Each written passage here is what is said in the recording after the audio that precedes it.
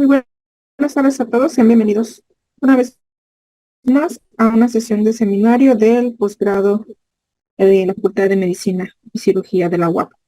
Hoy vamos a tener el gusto de escuchar a un estudiante de doctorado. Él es Andrés Burgos. Muchas gracias, Andrés, por estar el día de hoy, por aceptar la participación.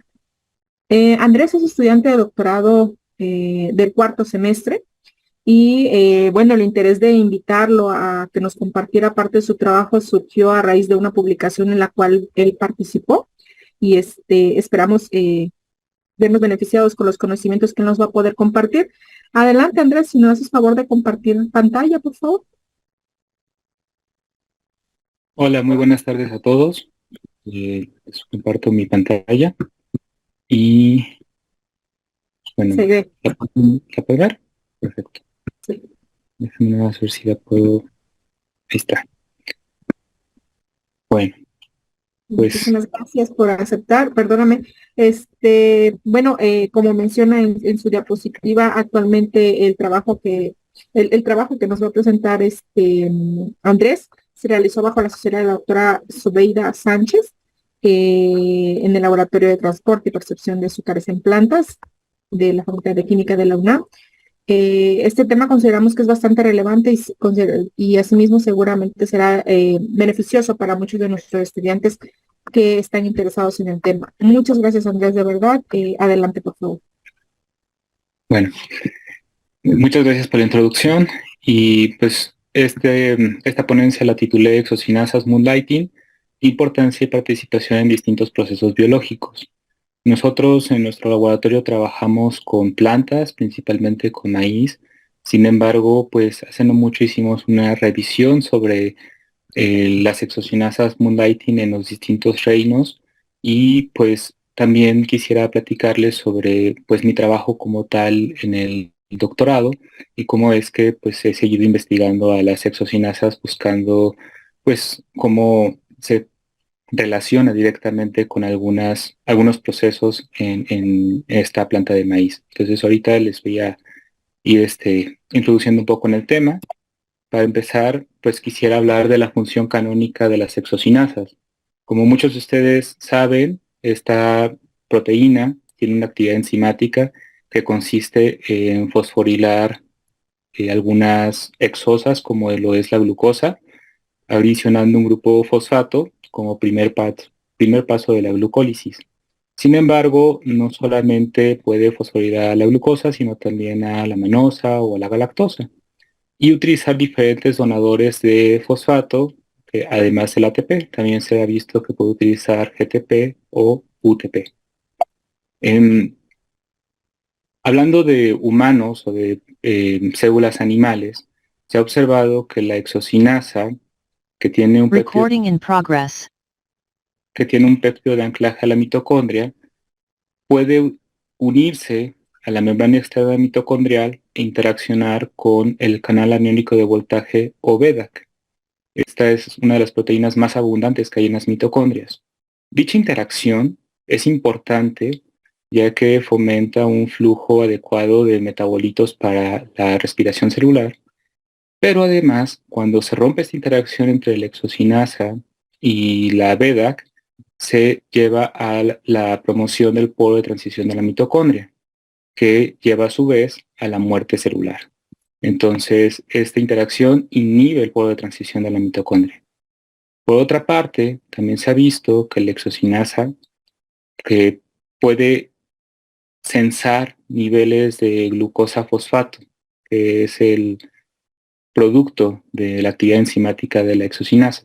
Entonces, niveles bajos de la glucosa fosfato llevan a que se trasloque la exocinasa mitocondrial y pase de estar en la mitocondria y se vaya al lisosoma. La interacción con algunas proteínas que se encuentran en el lisosoma promueve la autofagia. También se ha visto que una vez que ya se ha desencadenado la autofagia, hay algunas proteínas que son ubiquitinas que pueden ubiquitinar a la exocinasa que aún está unida a la mitocondria para favorecer su degradación y con esto pues llevar a la apertura del podo de transición de la mitocondria. Entonces, por otra parte, buscando algunos compuestos que puedan ser utilizados como potencial antitumoral, anticancerígeno, se ha observado que el metilhasmonato, el cual es una hormona vegetal de la cual hablaremos más adelante, puede causar que se aumente la actividad en el citosol de la exocinasa. Entonces, para estos experimentos lo que hicieron estos investigadores fue aislar las mitocondrias de humano y aplicarles dosis crecientes de metilhasmonato y posteriormente evaluar en el citosol la actividad. Entonces se observa un aumento de la actividad y esto se comprueba mediante el Western blot que se realizó tanto para la exocinasa 1 y la exocinasa 2 que, de estas proteínas en el citosol. Entonces, bueno, hablando en particular de las plantas, aquí también se ha visto su actividad moonlighting. Aquí tenemos el ejemplo en A de la exocinasa 1 de la biopsia estaliana, la cual es mitocondrial y puede sensar altas concentraciones de glucosa y migrar de la mitocondria hacia el núcleo. Interactuando con esas dos proteínas, una subunidad de la ATPasa vacuolar y una partícula regulatoria del proteasoma, y esta interacción forma un complejo de represión de genes relacionados con la fotosíntesis, como la proteína de unión a la clorofila AB. El mecanismo de traslocación de la mitocondria hacia el núcleo de esta exocinasa es desconocido. También se ha observado en la exocinasa mitocondrial de betabel que puede existir una interacción entre la exocinasa con BEDAC, de forma muy parecida como sucede con humanos. Y esta interacción promueve el transporte de sustratos y productos relacionados con la respiración celular. En manzana, por otra parte, su exocinasa mitocondrial tiene actividad de proteincinasa. Se ha observado que puede fosforilar un factor de transcripción tipo BHLH que está implicado en la síntesis de antocianinas. ¿Cuándo ocurre este efecto? Bueno, cuando se tienen altas concentraciones de cloruro de sodio en las plantas, se lleva a cabo un proceso relacionado con la producción de especies reactivas de oxígeno. Y estas especies reactivas de oxígeno son altamente tóxicas para la planta, la matan. Entonces, nuestra exocinasa, en este caso, el papel que tiene en este proceso biológico es aumentar estas antocianinas que pueden contrarrestar a las especies reactivas de oxígeno, permitiendo la supervivencia de la planta. También esta misma exocinasa 1 de manzana puede fosforilar un intercambiador sodio-protón en la vacuola, permitiendo el ingreso del sodio a la vacuola y con esto contendiendo al estrés salino. Estas actividades de proteincinasa, como les mencionaba, responden a una alta concentración de glucosa, pero también es importante que pueda responde a una alta concentración de sodio, pero es importante que la exocinasa pueda sensar a la glucosa para que pueda llevar a cabo estas actividades de proteincinasa. Se ha visto a la exocinasa implicada también en la de plantas, implicada en la tolerancia a la infección por hongos patógenos. Por ejemplo, en la biopsia estaliana, lo que se ha observado es que cuando se inocula con un hongo necrótrofo conocido como Alternaria brasicícola, pueden ver en esta imagen que se inocula el hongo y a los 4 días se observa un área necrótica alrededor del punto de infección. Sin embargo, en estas hojas de Arabidopsis, que tienen una sobreexpresión de exocinasa 1 y exocinasa 2, igual de Arabidopsis, se puede ver una disminución en el punto en el área necrótica causada por este hongo. Entonces esto nos lleva a pensar que es importante esta proteína en contender ante el estrés biótico causado por este hongo. ¿Cómo lo hace? Aún no se conoce, pero se sabe que puede participar en este proceso biológico. Y pues regresando un poco a la revisión, en forma de resumen, se sabe que las exocinasas pueden tener papel moonlighting en todos los reinos, y aquí destacan algunas de sus regulaciones, como lo son en la apoptosis, en la autofagia, como un sensor intracelular de la concentración de glucosa, como proteincinasa y también como un regulador de la transcripción. Sin embargo, como les mencionaba, nosotros trabajamos en plantas y pues ahorita ya viene, como tal les voy a hablar sobre mi proyecto de doctorado. Entonces yo trabajo con maíz, el cual es una planta con un gran valor económico y nutricional.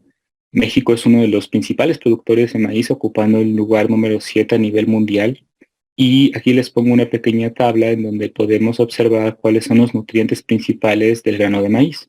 Y quiero destacar que por cada 100 gramos se tienen 71 gramos de carbohidratos. Es decir, el grano de maíz tiene mayoritariamente carbohidratos. Y pues bueno, carbohidratos hay muchos, sin embargo, pues el principal en las plantas pues es la glucosa, a partir del cual se puede sintetizar tanto sacarosa como almidón.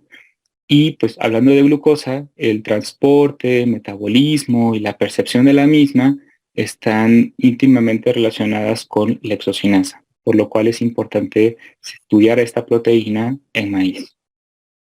Caracterizando las exocinasas de maíz, se ha observado que es una familia multigénica de 9 miembros, de los cuales 3 de ellas se consideran exocinasas-like, porque no tienen una actividad catalítica, y las otras 6 sí tienen una actividad catalítica. 4 de ellas son mitocondriales. Yo estudio específicamente la exocinasa 4, la cual se han hecho estudios en donde se observó que tanto se están expresando a tiempos cortos posteriores a la germinación, y la exocinasa 4 es una de las que más expresión se observa.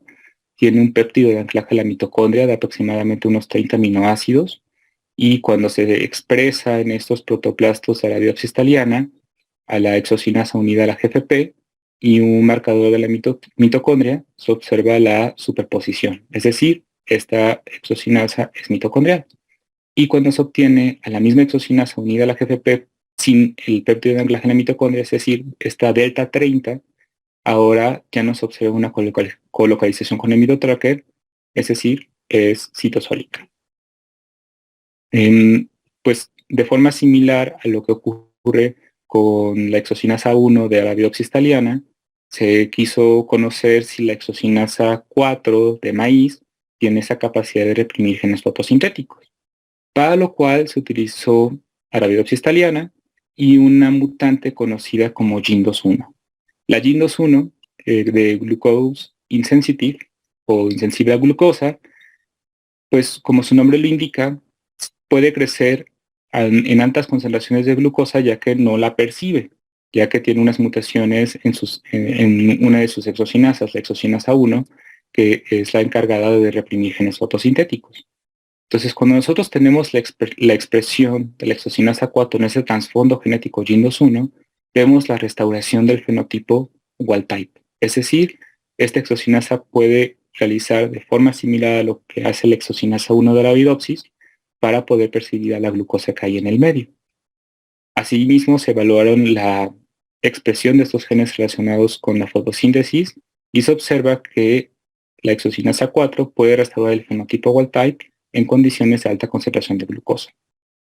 Y bueno, como les había platicado al inicio, en el caso de la exocinasa 1 de Arabidopsis thaliana, pues su función de represión de estos genes fotosintéticos es mediada por la interacción con otras proteínas, por lo cual pues es interesante evaluar si en la exocinasa 4 de maíz también tiene la capacidad de interactuar con otras proteínas.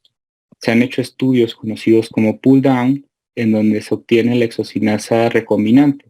Es decir, nosotros obtenemos información genética necesaria para poder obtener la exocinasa 4 de maíz y la expresamos de forma recombinante en E. coli y le ponemos este tag de histidinas que permite su interacción con una resina de níquel. Y una vez unida la exocinasa con esta resina, se le hace pasar la fracción mitocondrial proveniente de células de maíz y se lava para poder quitar las proteínas con las cuales no tiene interacción, y posteriormente las con las cuales sí tiene interacción se eluyen y se hace una electroforesis de acrilamida para poder separar las proteínas, y posteriormente se manda a cromatografía líquida acoplada a masas para identificar a las proteínas con las cuales tuvo interacción la exocinasa. Entonces, aquí les pongo algunas de las funciones que tienen algunas de las proteínas que se identificaron.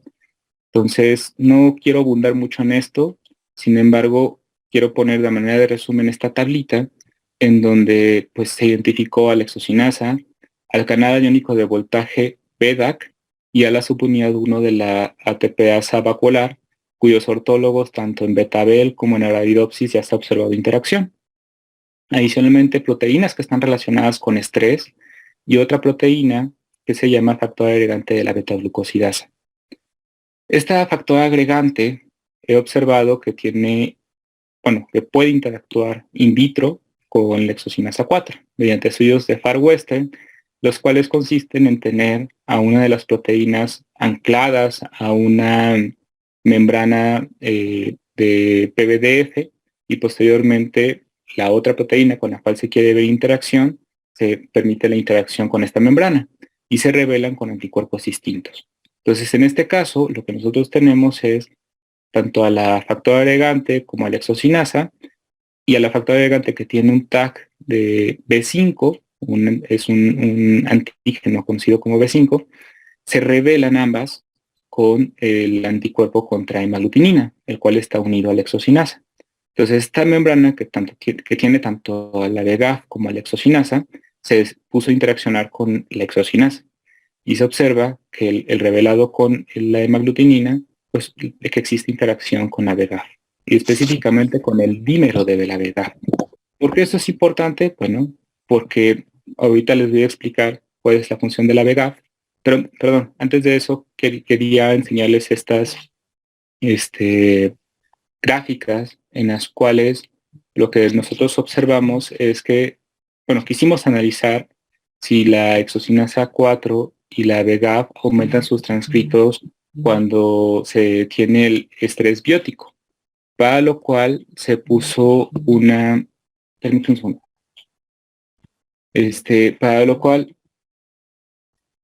perdón, es que, un segundo, perdón.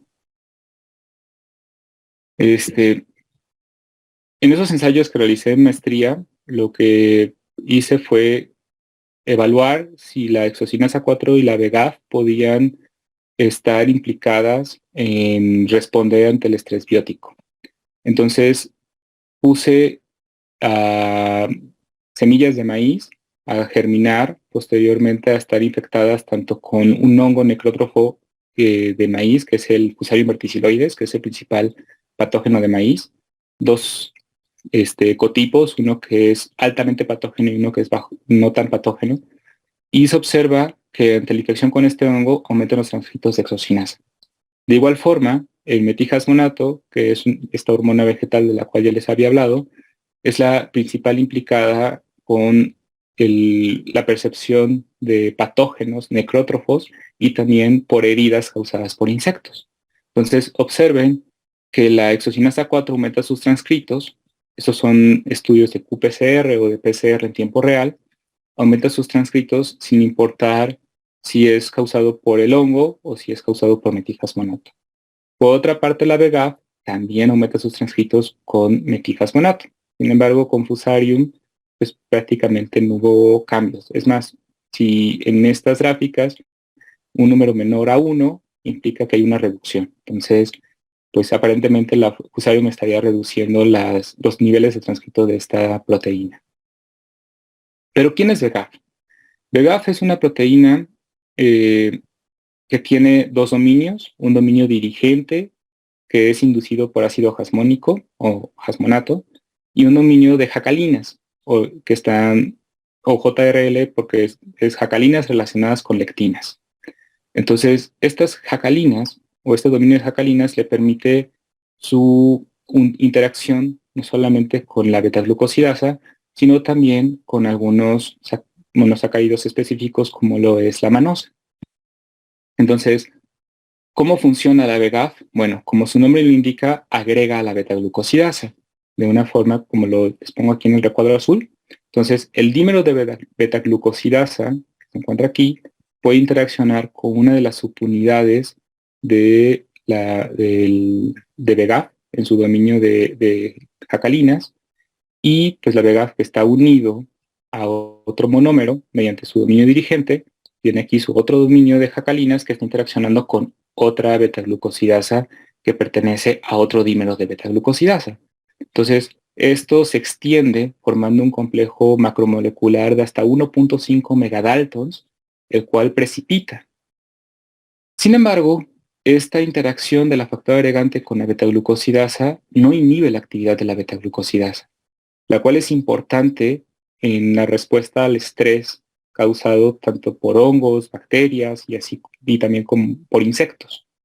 Una de las funciones que más me llama la atención de esta proteína es que cuando un insecto empieza a comerse a la planta, rompe el tejido, pero esta VEGF puede unirse a la matriz pleiotrópica de los insectos, es decir, a este endotelio que recubre todo el sistema digestivo, desde la boca, los fauces del insecto hacia sus intestinos, ¿no? Entonces, en la boca o en su cavidad oral, lo que va a pasar es que se queda pegado este complejo molecular que les mencionaba, y la beta-glucosidasa, conforme vaya teniendo interacción con estas moléculas que son de defensa de la planta, las va activando, y esto causa una molestia en el insecto y evita que se la siga comiendo. Pero también la VEGF se ha visto implicada en otros procesos, como es unirse a las paredes celulares de los hongos y evitar que crezcan y sigan progresando en su infección en la planta, así como también unirse a las bacterias, igual a su pared celular, y con esto evitar que se difundan a través de la planta. Entonces, por eso es que me ha interesado mucho estudiar a esta proteína en particular y su relación con la exocinasa, porque quiero entender pues cuál sería uno de los mecanismos posibles que impliquen a la exocinasa en su participación en defensa al estrés por patógenos. Entonces, pues bueno, llego a esta pregunta, la cual es, ¿cuál es la participación de metijas monato en interacción de la VEGF con exocinasa 4? Como ya les había dicho, el metijas monato puede aumentar los transcritos tanto de exocinasa 4 como de VEGF. Nosotros, vemos que hay un aumento en los transcritos. Nosotros suponemos que también eso implicaría que hubiera un aumento en la proteína, o sea, que esos transcritos se traduzcan a proteína y pues podamos tener una mayor concentración de esas proteínas. En el caso de la exocinasa, pues se produciría y se iría a la mitocondria, mientras que en el caso de la VEGF está en el citosol. Entonces, nuestra pregunta de investigación es si el metijas monato puede liberar a la exocinasa que está unida a la mitocondria de una forma similar a como ocurre en humanos. Y la otra pregunta es si la factor agregante de la beta-glucosidasa puede interaccionar con la exocinasa que está unida a la mitocondria, o si es y si esta unión rompe la interacción de la exocinasa con la mitocondria, o si es necesario que primero se libere la exocinasa de la mitocondria para que entonces ocurra esta interacción. Entonces, ahorita me voy a centrar exclusivamente en esta parte que es la interacción de la VEGF con la exocinasa 4, y pues en alguna ocasión posterior les platicaré cómo van estos ensayos de metijas monato con exocinasa. Entonces, para ver la interacción de VEGF con exocinasa 4, hacemos uso de biología molecular. Para ello tenemos vectores de expresión en planta que son básicamente plásmidos, los cuales tienen toda la información necesaria para poder producir una proteína. Tienen promotores y tienen marcadores de selección, los cuales permiten que nosotros podamos tener una cepa, en este caso Agrobacterium tumefaciens, que es una bacteria que ayuda a que nuestro gen de interés se pueda insertar en el genoma de la planta a la cual queremos infectar. Pero también ayuda a que podamos tener expresiones de forma transitoria, ¿sí? Entonces, nuestros plásmidos de interés tienen que tener todos los elementos para poder producir a nuestra proteína, pero también para poderse eventualmente recombinarse en el DNA y que poder tener una mutación estable. Entonces, en el caso del ortólogo, que es este modelo de Nicotiana bentamiana, nosotros estamos interesados en expresión transitoria. Vamos a tener cepas de Agrobacterium, vamos a infiltrar estas hojas de nicotiana y vamos a evaluar la expresión de estas proteínas, así como su fenotipo. Y en el caso de maíz, durante el transcurso de mi maestría y un poco del doctorado, he estado viendo un protocolo que permite la infiltración de estas semillas para tener una mutante estable en maíz y posteriormente poder evaluar en las hojas pues la expresión de las proteínas, el fenotipo y como tal la interacción tanto de exocinasa como de VEGF.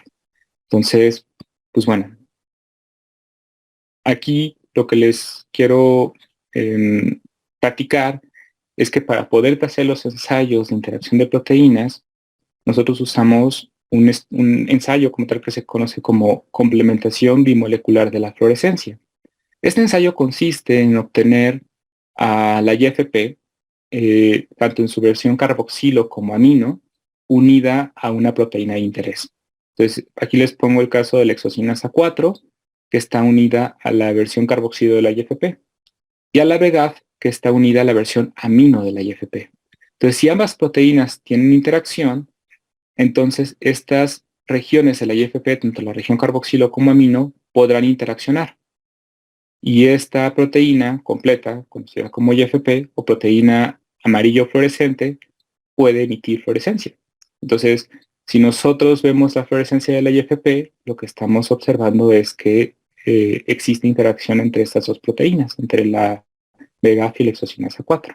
Entonces, esta estrategia la ocupamos tanto para ver si existe interacción con la versión delta 30 como la versión que está unida a la mitocondria, que es la versión completa. También se hicieron algunos plásmidos que permiten la fusión de nuestras proteínas de interés con otras proteínas como son la proteína verde fluorescente. De tal forma que lo que queremos evaluar con estos plásmidos es ver que efectivamente se están expresando nuestras proteínas, ver el fenotipo y evaluar también la localización subcelular de nuestras proteínas en nuestros sistemas. Entonces, como les mencionaba, en el caso de nicotiana, lo que se hace es una expresión transitoria. Entonces, pues se infiltra la cepa de Agrobacterium en el anverso de la hoja y posteriormente se permite la recuperación de la hoja y la expresión de nuestra proteína. Por alrededor de 5 días esperamos a que se puedan expresar las proteínas. Entonces, aquí les pongo los resultados. Antes de pasar directamente a cómo se expresa nuestra proteína unida a las proteínas fluorescentes, quería analizar cuál era el efecto que tenía el jasmonato sobre estas hojas de nicotiana, ya que, bueno, les había comentado, metilhasmonato es una hormona vegetal que tiene un efecto en liberar la exocinasa de humana, ¿sí? La exocinasa mitocondrial de humano. Sin embargo, pues, ¿cómo es que una hormona vegetal pues está en humano? No es algo común, ¿sí? Normalmente nada más lo obtenemos por la dieta y no lo obtendríamos esas concentraciones. Y si ustedes recordarán, se ocupan concentraciones muy altas de metilhasmonato para poder llevar a cabo este efecto. Entonces, lo primero que quise evaluar es, bueno, ¿qué pasa con esas concentraciones de metilhasmonato en las plantas? ¿Sí? Entonces, vean que usé dos concentraciones distintas, una baja concentración que es 50 micromolar, que es más o menos lo que se encontraría de forma fisiológica en las plantas, comparado con 2.5 milimolar, que es lo que ocuparon los que hicieron estos experimentos en humano. Y lo que quiero que observen es que después de los 5 días posteriores a la infiltración de estas concentraciones, sin importar si es una concentración baja o alta, se observa un daño en la hoja. Se observa una coloración más amarillenta, se observa específicamente estos puntos pues, de muerte alrededor de la zona de infección, además una pérdida de turgencia, es decir, pierden agua, y usamos un colorante conocido como azul de Evans, el cual puede ingresar a las células si hay una pérdida en bueno, sí, en la homeostasis de la membrana celular. Es decir, si hay una célula que altera a la membrana, favoreciendo pues que haya un flujo más alto de distintos sustratos en la membrana, puede entonces ingresar este colorante y se va a quedar marcando justamente aquellas células que estén en proceso de muerte. Bueno, entonces eso fue lo que evalué con Metijas Monato. Y en el caso de nuestras proteínas, lo que yo hice fue tener a la VEGAF, a la exocinasa 4 y la exocinasa 4 en su versión DT30, todas ellas fusionadas a la GFP, expresadas en ese sistema de nicotina bentamiana, y aquí les pongo cómo se observa con un filtro en 530 nanómetros, que es la absorbancia que tiene GFP. No absorbancia, el espectro de absorción que tiene la GFP. Entonces podemos ver que pues nuestra proteína está ahí. Sin embargo, pues bueno, cuando nosotros lo teñimos con azul de Evans, no se observa muerte, que es algo que nosotros esperábamos realmente. Que nuestras proteínas no le causaban un efecto negativo a la hoja y que pues se expresaran. Por otra parte, cuando expresamos de forma conjunta tanto a la exocinasa como a la VEGA, observamos pues que existe pérdida de turgencia en estas hojas, se van un poquito más pequeñas, amarillentas, y en la tinción con el azul de Evans se observa pues que sí está habiendo muerte celular. Y bueno, en el filtro de 560 nanómetros, como este es GFP, no es como no es su pico de emisión, entonces no se observa tan fuerte la expresión de las proteínas, pero sí se alcanza a ver que sí estaban nuestras proteínas en las hojas. En maíz, como les mencionaba, hemos estado trabajando con un protocolo para poder obtener la expresión de nuestras proteínas en el sistema homólogo, para lo cual tenemos semillas de maíz, las cuales podemos interaccionar con nuestra cepa de Agrobacterium, con nuestro vector de interés, y se lleva a cabo la infiltración para favorecer la introducción de Agrobacterium en estas semillas, y posteriormente se deja recuperar a las semillas y se ponen a crecer en tierra, se dejan crecer durante 3 semanas, y a las 3 semanas lo que hacemos es evaluar los protoplastos. Los protoplastos son células vegetales sin pared celular. Entonces, aquí les pongo las imágenes de los protoplastos. Tenemos a nuestro control y tenemos a la exocinasa 4 completa, la cual se observa pues que tiene se observa la expresión de la GFP, y que es la señal del mitotracker, que nos está señalando dónde estarían las mitocondrias, y pues la colocalización indicaría que efectivamente la exocinasa 4 está en la mitocondria. Y esta versión, que es delta 30, pues nos observa la colocalización con la mitocondria, lo cual nos indica que probablemente, pues, como ya les había mencionado, esta proteína sea citosólica. A diferencia de los ensayos que yo les había enseñado al inicio, estos ya son en el sistema homólogo, es decir, en maíz. Y hay que recordar que los que yo les había mostrado eran protoplastos de Arabidopsis. Ahora, interesantemente, cuando tenemos a la expresión conjunta de exocinasa 4 completa y de GAF en estos protoplastos de maíz, observamos que hay señal de la IFP. Entonces, este ensayo conocido como BIFSE, como ya les había mencionado, si vemos la fluorescencia de la proteína, pues implica que estas proteínas están interaccionando. Y más interesante aún es observar el sitio de localización donde se lleva a cabo esta interacción. Vean que la colocalización ocurre principalmente con la señal de la clorofila. Es decir, la interacción de la VEGAF con exocinasa 4 haría que cambiara la localización subcelular de la exocinasa y que pasara de estar en la mitocondria a estar en el cloroplasto. Y en el caso de la exocinasa 4 delta 30 ocurre lo mismo. Entonces ahí no cambiaría de estar en la mitocondria al cloroplasto. Ahí lo que pasaría es que cambiaría de estar en el citosol al cloroplasto. Entonces, estos ensayos lo que nos indica es que la VEGAF tendría la capacidad de interaccionar con la exocinasa, sin importar si está unida a la mitocondria o no.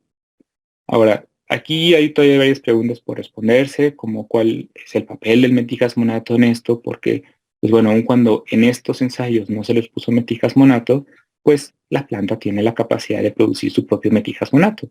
Entonces habría que hacer los estudios de forma independiente, en donde ahora tenemos el metilhasmonato, e ir pues poco a poco armando esta historia y este mecanismo por el cual la VEGF podría llevarse a la exocinasa de la mitocondria al cloroplasto. Entonces, pues bueno, forma de conclusión, se obtuvieron a las proteínas VEGF y exocinasa 4 unidas a proteínas fluorescentes, lo cual permite la observación de la localización subcelular, así como la interacción de ambas proteínas. Se observan cambios en el fenotipo causados por metilhasmonato, mostrando muerte celular y pérdida de turgencia, y al expresar de forma conjunta VEGF y exocinasa 4 se observa un fenotipo similar al causado por metilhasmonato.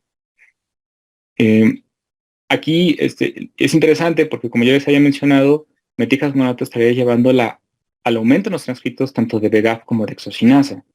Y si nosotros vemos estos fenotipos de muerte celular, tanto cuando ponemos metilhasmonato como cuando tenemos sobreexpresadas ambas proteínas, nosotros podemos pensar que metilhasmonato podría estar ocupando a estas proteínas en su vía de señalización que lleva hacia la muerte celular. Entonces, es algo que es ¿cómo decirlo? La principal pregunta que nosotros tenemos ahorita en el laboratorio de cuál es esta relación, ¿no? O sea, ¿por qué metilhasmonato estaría aumentando los transcriptos de esas proteínas, como les había mencionado? Y por último, pues bueno, existe una interacción in vivo de ambas proteínas, tanto de VEGF como de exocinasa 4 en los protoplastos de maíz, y hace que cambie la localización subcelular de exocinasa 4, que pase de estar en la mitocondria al cloroplasto, mediado por VEGF. Y pues bueno, no me queda más que agradecer al laboratorio 102, donde realizo este trabajo, y a todos mis colegas, los cuales han sido partícipes de estos experimentos también y de las revisiones que hemos hecho, y a todos ustedes por su atención. Muchas gracias.